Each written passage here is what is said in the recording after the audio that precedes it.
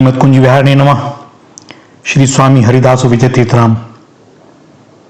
गुरु ब्रह्मा गुरु विष्णु गुरुर्देवो महेश्वरः गुरु साक्षात् परब्रह्म तस्मै श्री गुरुवे नमः।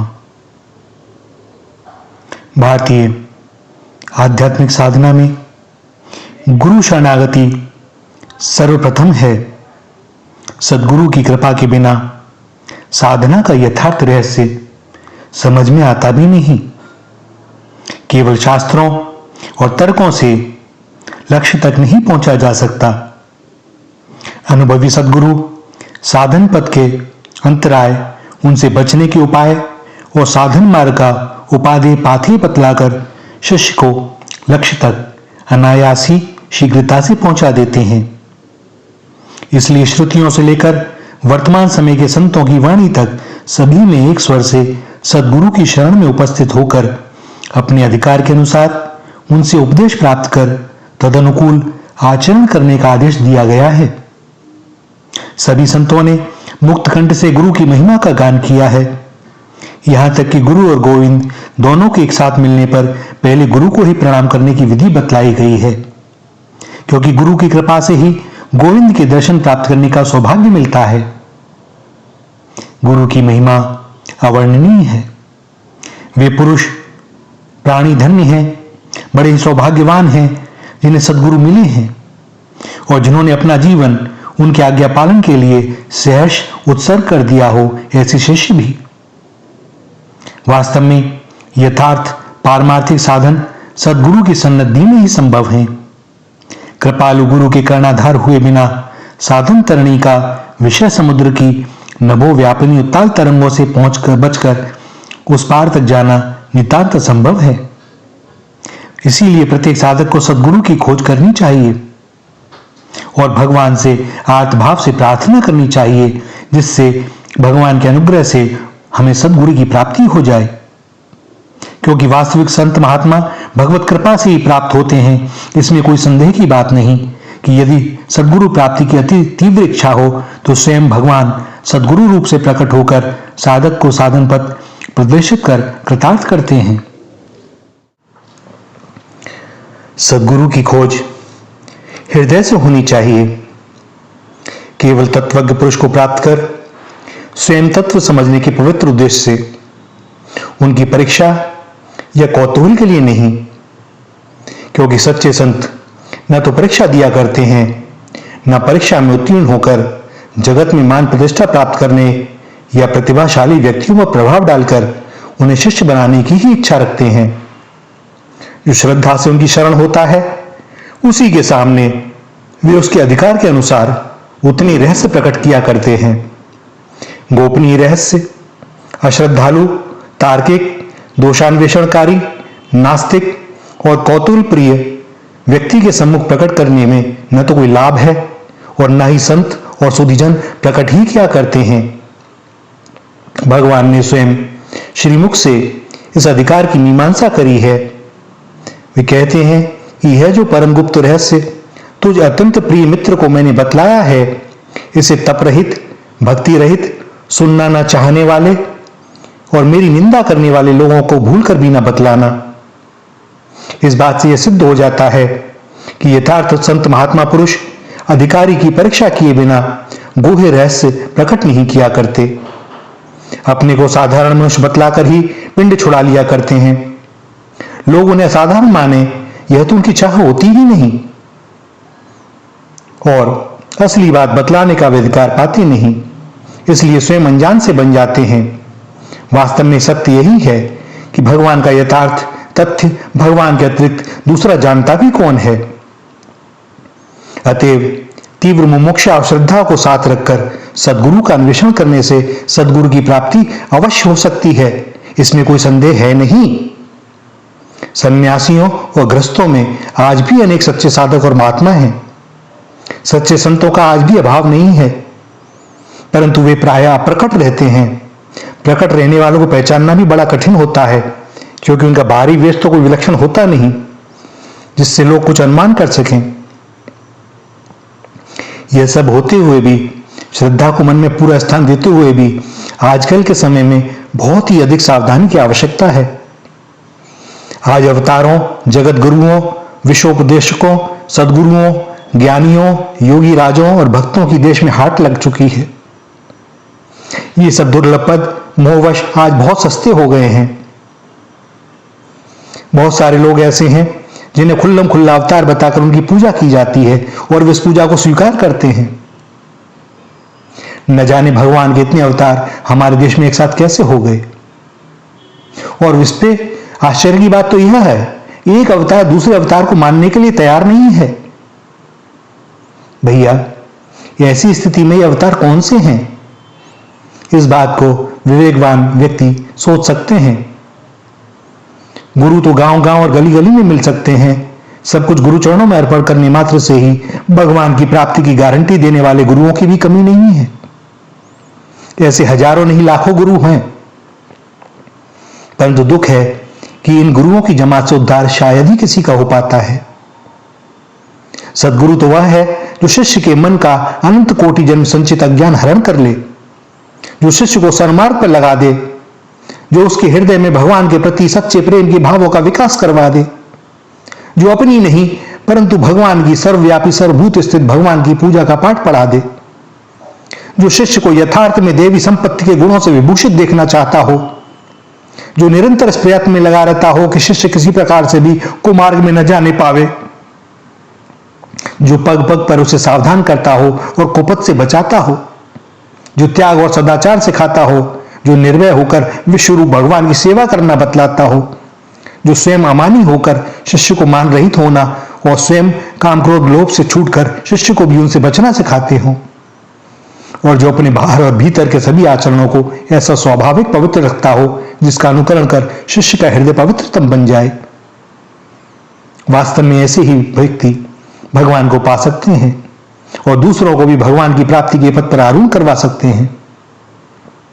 इसके विपरीत जो कुछ भी नहीं जानने पर भी सब जानने वाले बनने का दम भरते हैं, जो धनिक लोगों को फांसने के लिए सदा सर्वदा ही मिथ्या मधुर भाषण और व्यवहार का जाल बिछाए रखते हैं, जो पूजा कराने के लिए अपने पैर फैलाते हुए तनिक भी संकुचित नहीं होते, जो धन लेकर के कान में मंत्र फूंक देते हैं और भगवान की प्राप्ति की गारंटी देते हैं।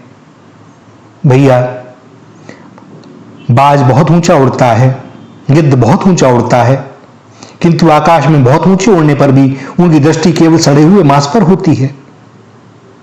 इसी प्रकार जो बहुत ऊंची ऊंची वेदांत और भक्ति की बातें बताते रहने पर भी अपनी पैनी नजर को अपने भक्तों के धन पर रखते हैं, जो पाप दृष्टि से शिष्य की माता बहन या स्त्री की ओर घूरते हैं, जो युवा शिष्याओं के कानों में मंत्र देते हैं, उनसे एकांत में मिलते हैं, उनसे अपनी पूजा करवाते हैं, जो मारण मोहन उच्चाटन वशीकरण बतलाते हैं, जो चमत्कार दिखलाते हैं, जो अपने विरुद्ध मतवादियों और स्वार्थ में बाधा पहुंचाने वालों को धमकाने, मारने या उनका नष्ट करने का उपदेश करते हैं, जो सत्ता के लिए आचार्य का पद ग्रहण किए रहते हैं, ऐसे गुरुओं से यथासाध्य बचना चाहिए।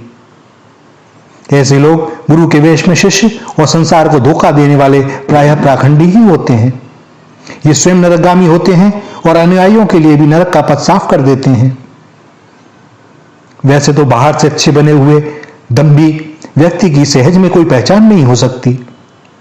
दंभी चालक व्यक्ति जीवन भर दंभ रचकर लोगों को धोखे में डाले रख सकता है, परंतु यदि उसके पास रहने और उसकी बात सुनने और मानने से अपने अंदर कोई बुरा भाव पैदा ना हो तो उससे इतना अनिष्ट नहीं हो सकता। यद्यपि उसके संग से भी गिरने का भय बना रहता है, पतन का भय बना रहता है। सन्मार्ग मिलना तो प्रायः असंभव है, परंतु यदि कोई मनुष्य सच्ची ईश्वर प्राप्ति की लालसा से ऐसे व्यक्ति के फंदे में फंस जाए जो दंभी हो और जिसके आचरण बाहर से पवित्र हो और जिसके संग से दिखाई देने में प्रकाश में कोई बुराई ना उत्पन्न होती हो, तो भगवान उस सच्चे मनुष्य की तब तक रक्षा करते हैं जब तक कि वह आसक्ति के वश होकर दंभ में सम्मिलित नहीं हो जाता। जो लोग अपनी पूजा करवाते हैं, पूजा करने को कहते हैं, पूजा करने वालों को अच्छा और न करने वालों को बुरा समझते हैं, अपनी पूजा के लिए उपदेश करते हैं, गोविंद से गुरु और राम से राम के दास बड़े का उदाहरण देकर अपने को भगवान से बड़ा बतलाकर शिष्यों की भक्ति को खरीदना चाहते हैं, उनसे भैया सावधान रहना उचित है। सदगुरु वास्तव में अपनी पूजा नहीं चाहते। अवश्य उनके उच्च चरित्र, महान त्याग और विलक्षण सद्गुणों को देखकर लोगों के मन में उनके प्रति अवश्यमेव स्वतः ही पूज्य भाव उत्पन्न होता है। उनकी पूजा या भक्ति साधन में सहायक भी होती है।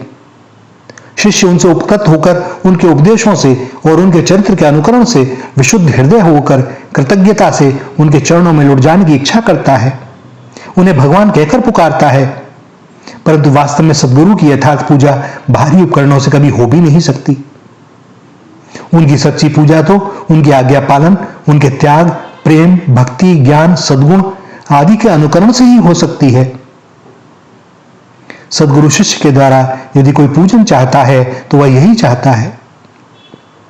इसके विपरीत शिष्य की आत्मिक उन्नति का ध्यान न रखते हुए जो मान बड़ाई प्रतिष्ठा के भूखे रहते हैं, केवल अपने पांव पजवाने और आरती उतरवाने में जिनको प्रसन्नता होती है, वे कदापि सद्गुरु नहीं है। विशेषकर जो गुरु के आसन पर बैठकर धन और स्त्री की इच्छा करते हैं, उनसे तो बहुत सावधान रहना चाहिए। भागवत में कहा है कि सत्पुरुष धन और स्त्रियों के संगियों का संग भी दूर से ही त्याग दें। इसके विपरीत जो अपने को सत्पुरुष मानते हुए और कहलाते हुए भी कामनी और कंचन में आसक्त रहते हैं, उनको साधु मानना, भैया क्या कहा जाए, बहुत सावधानी की आवश्यकता है, बहुत सावधानी की। आज कहीं ज्ञान और कहीं भक्ति के नाम पर लूटा जाता है, कहीं सतीत्व का हरण होता है, कहीं पूजा प्रतिष्ठा करवाई जाती है, तो कहीं भोग विलास की सामग्री इकट्ठी की जाती है। कहने का तात्पर्य यह कि आज के इन ज्ञानी भक्त कहलाने वाले रंगे स्यार गुरुओं ने धर्म कर्म को बस चौपट कर दिया है। ऐसे पाखंडी गुरुओं, भक्तों और ज्ञानियों से बचकर ही रहना चाहिए। श्री रामकृष्ण के नाम पर दम्भ से 2-4 बूंद आंसू बहा देने से कोई ज्ञानी या भक्त नहीं हो जाता। ज्ञानी और भक्त बनना बड़ी टेढ़ी खीर है। ज्ञानी और भक्त में दैवी संपत्ति के गुण स्वाभाविक ही प्रकट हो जाते हैं। ज्ञानी और भक्त होकर दैवी संपत्ति के गुणों से शून्य रहना वैसे ही असंभव है जैसे दोपहर के समय सूर्य के प्रचंड प्रकाश में खुले मैदान में अंधकार रह जाए। भगवान श्री कृष्ण ज्ञान के 20 साधन इस प्रकार बतलाते हैं। गीता में भगवान ने कहा है, अपने में श्रेष्ठता का अभिमान न रखना, दंभ का सर्वदा त्याग, अहिंसा का पालन, अपना अनिष्ट करने वाले कोई भी दोष को क्षमा कर देना, मन वाणी शरीर से सरल रहना, श्रद्धा भक्ति सहित आचार्य की सेवा करना, बाहर भीतर से शुद्ध रहना, मन को स्थिर रखना, बुद्धि मन इंद्रिय और शरीर को वश में रखना, इस लोक और परलोक के सभी भोगों से वैराग्य हो जाना, अहंकार का न रहना, जन्म जरा रोग मृत्यु आदि दुख तथा दोषों को ध्यान में रखना, स्त्री पुत्र धन भवन आदि में मन का न फंसना, किसी भी वस्तु में मेरापन न रहना, प्रिय अप्रिय की प्राप्ति में चित्त का सदा सम रहना, भगवान की अनन्य भक्ति करना, शुद्ध एकांत देश में साधन के लिए रहना, सांसारिक जन समुदाय से राग रहित होना, परमात्मा संबंधी ज्ञान में नित्य संलग्न रहना और तत्व ज्ञान के अर्थ रूप भगवान को सदा सर्वत्र देखना। ये ज्ञान के साधन हैं। इन साधनों में लगे रहने से तत्व ज्ञान की प्राप्ति होती है। जब साधनों में ही पाप का विनाश और दैवी संपत्ति का विकास है, तब सिद्ध ज्ञानी में तो पाप दुराचार्य कामनी कांचन के प्रलोभन की संभावना ही कहां से उठ सकती है। ज्ञान के साधक के संबंध भगवान कहते हैं, जो ज्ञान के साधक इंद्रियों के समुदाय को भली भांति वश में करके अचिंत्य, सर्वव्यापी, अनिर्देश्य, कूटस्थ, ध्रुव, अचल, अव्यक्त, अक्षर ब्रह्म की भली भांति उपासना करते हैं और सब में सर्वत्र समभाव युक्त होकर प्राणी मात्र का हित करते हैं, वे मुझको प्राप्त होते हैं। ज्ञान के साधक के लिए जब इंद्रिय समुदाय को वश में कर लेना, हानि लाभ जय पराजय मान अपमान जीवन मृत्यु देवता मनुष्य सब में सर्वत्र संबुद्धि होना और सर्वभूतों के हित में रहना अनिवार्य है, तब ज्ञान स्वरूप सिद्धि की तो बात ही क्या है। उसमें तो वे सद्गुण स्वाभाविक ही होने चाहिए।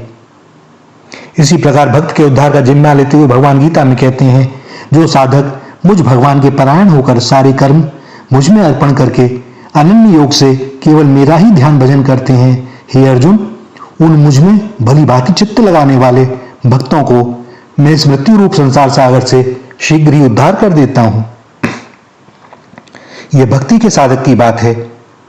प्रेमी भक्त के लक्षण भगवान इस प्रकार बतलाते हैं, जो किसी भी प्राणी से द्वेष नहीं करता, जो सबके साथ मित्रता का व्यवहार करता है, जो बिना किसी भेदभाव के दुखी जीवों पर सदा दया करता है, जो भगवान के सिवा किसी भी वस्तु में मेरापन नहीं रखता, जो मैंपन को त्याग देता है, जो सुख दुख दोनों में भगवान को समभाव से देखता है, जो अपना बुरा करने वाले का भी भगवान से भला मनाता है, जो लाभ हानि जय पराजय सफलता विफलता में सदा संतुष्ट रहता है, जो अपने मन को भगवान में लगाए रखता है, जो मन इंद्रियों को जीत चुका है, जो परमात्मा में ही अपने ध्येय में दृढ़ निश्चय रखता है, जो अपने मन बुद्धि को परमात्मा के अर्पण कर देता है, जो किसी के भी उद्वेग का कारण नहीं बनता, जो किसी से भी उद्योग को प्राप्त नहीं होता, जो सांसारिक वस्तुओं की प्राप्ति में कोई आनंद नहीं मानता, जो दूसरों की उन्नति को देखकर जलता नहीं है, जो सदा सर्वत्र निर्भय रहता है, जो बाहर भीतर सदा पवित्र रहता है, जो किसी भी वस्तु की आकांक्षा नहीं करता,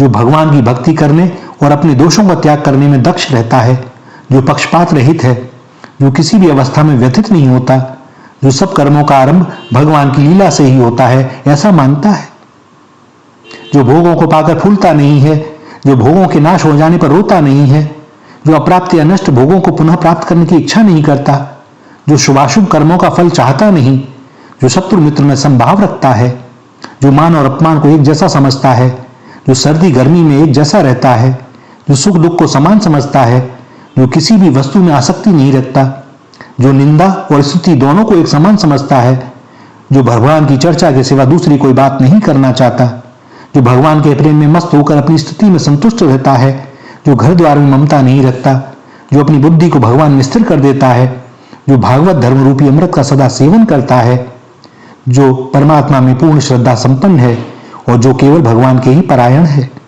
ऐसा ही पुरुष वास्तव में भक्त है। भैया, इस कसौटी में जो खरे उतरते हैं वे ही पूर्ण ज्ञानी या भक्त हैं। जो अधूरे हैं पर आगे बढ़ने का प्रयत्न कर रहे हैं और इन लक्षणों का विकास अपने अंदर बढ़ा रहे हैं, वे ही सच्चे साधक हैं। अन्यथा अंधे नेव नियमाना यथांधा, इस श्रुति के अनुसार अंधे गुरु अंधे चेलों की जमात को साथ लेकर पापों के गड्ढे में गिरते हैं।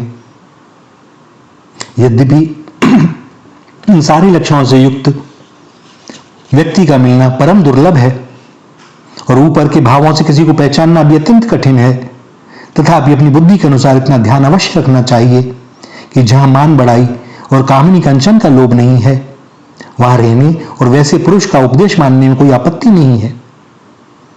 हर किसी को गुरु कभी नहीं बनाना चाहिए। गुरु को तो एक प्रकार से अपना जीवन अर्पण कर दिया जाता है और जीवन अर्पण करना बहुत ही सोच समझ कर करने वाला कर्तव्य है। नाम मात्र के गुरु चेलों से किसी को कोई लाभ नहीं होता और हानि तो प्रत्यक्ष में होती ही है। इस बात से कभी निराश नहीं होना चाहिए कि सदगुरु है ही नहीं। सदगुरु तो हैं भैया, पर सदगुरु की वास्तविक खोज कौन कर रहा है? क्या हमारे हृदय में भगवान से मिलने की, सदगुरु की प्राप्ति की ऐसी तीव्रतम पिपासा है? यदि ऐसी तीव्र प्रपलता हृदय में होगी तो भैया, यह दास सत्य कहता है, श्री किशोरी जी की कृपा के बल से सदगुरु आपको मिलेगा, अवश्य मिलेगा। आपको खोजना ना होगा, वह खोजते हुए आएगा। आज से तू मेरा हुआ। वह पिपासा तो जगे, हम पाना तो चाहते हो, खाली बातें ना हो। आजकल हो यही रहा है, धर्म के नाम पर व्यापार हो रहा है। लोग अपनी अपनी अनुयायियों की संख्या बढ़ाना चाहते हैं केवल। भैया, आप बाजार में जाओ, दवा की दुकान से आप सोचो कि यहां से मैं 5 किलो आटा ले लूं, कैसे मिल जाएगा? यही हो रहा है। जो स्वयं भगवान के नहीं हुए वे गारंटी ले रहे हैं कि हम भगवान दिलवा देंगे। मजा देखिए, भगवान भगवत प्राप्ति की गारंटी। भैया, वे किसी साधन का फल नहीं है। उनकी गारंटी कौन दे सकता है? वे जब भी किसी को मिले हैं, कृपा से मिले हैं। पर आज भैया कलयुग है, यही हो रहा है। सबका एकमात्र उद्देश्य धन पर ही आकर टिक गई है नजर। अनुयायी बढ़ जाए, बड़े सा आश्रम बन जाए, फिर उसे वातानुकूलित होटल बना दिया जाए, कई पीढ़ी की व्यवस्था हो जाए, अपना नाम हो जाए, एक वोट बैंक बन जाए, फिर राजनीति की तरफ। और बस इतना ही तो करना है। कोई व्यापार करोगे उसमें नुकसान की संभावना है, इसमें कहां नुकसान हो रहा है। पूजा हो रही है, घर बैठे सब कुछ आ रहा है, खूब सज सजाकर बैठ रहे हैं। भैया आजकल के समय में बहुत विशेष सावधानी की आवश्यकता है। लेकिन हमारा दुर्भाग्य है कि ज्यादातर लोग गुरु ही बनाना चाहते हैं, उन्हें सद्गुरु नहीं चाहिए, क्योंकि वे स्वयं भी सत्शिष्य नहीं है। वह पिपासा जगी नहीं, कहीं से सुन लिया है कि गुरु होना चाहिए, किसी को बनाना चाहिए, तो किसे बनाए? तो भाई किसी बड़े को बनाओ ना। यहां भी तो स्टेटस की बात आती है। कल को कोई पूछे कि गुरु कौन है, तो ऐसा तो न लगना चाहिए जिसके पास झोपड़ी हो, जो भिखारी सा दिखाई देता हो, आप कहेंगे ये गुरु है। कैसी इज्जत रह जाएगी? भैया गुरु तो कोई श्री श्री 1008 होना चाहिए, जगत गुरु होना चाहिए। दास ने सुना है करीब करीब 1000-1500 तो आजकल शंकराचार्य हो गए हैं। भैया सनातन धर्म में केवल 4 शंकराचार्यों की व्यवस्था है। लेकिन क्या किया जाए? कितने महामंडलेश्वर, कितने 1008, कितने जगत गुरु, कितने वो, और इतनी इतनी उपाधियां लिखी जाती हैं कि बहुत से तो अवतार हो गए। कोई यशोदा का अवतार हो रहा है, कोई किसी का अवतार हो रहा है, और पूज रहे हैं शिष्य। वाह भाई वाह। भैया बड़ा विचित्र समय है, बहुत सावधान रहने की आवश्यकता है, बहुत सावधान। अपने हृदय से जब तक वो तीव्र पिपासा ना होगी, भगवान से प्रार्थना ना होगी, और प्रार्थना करेंगे तो उसका उत्तर मिलेगा, वे भेजेंगे, तब तक धीरज धरें, अपने अंदर पात्रता विकसित करें, वे भेजेंगे किसी न किसी को। और जब हम खोजने जाएंगे तो भैया बाजार सजा हुआ है, कोई ना कोई हमें अपने शब्दों के जाल में फांसी लेगा।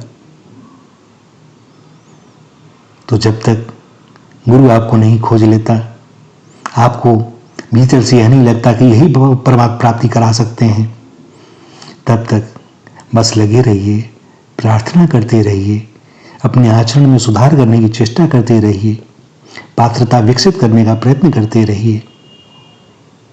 वे भेजेंगे किसी को, अथवा वे स्वयं ही आएंगे कोई रूप धरकर। विश्वास रखना। श्री राधा, श्री राधा, श्री राधा।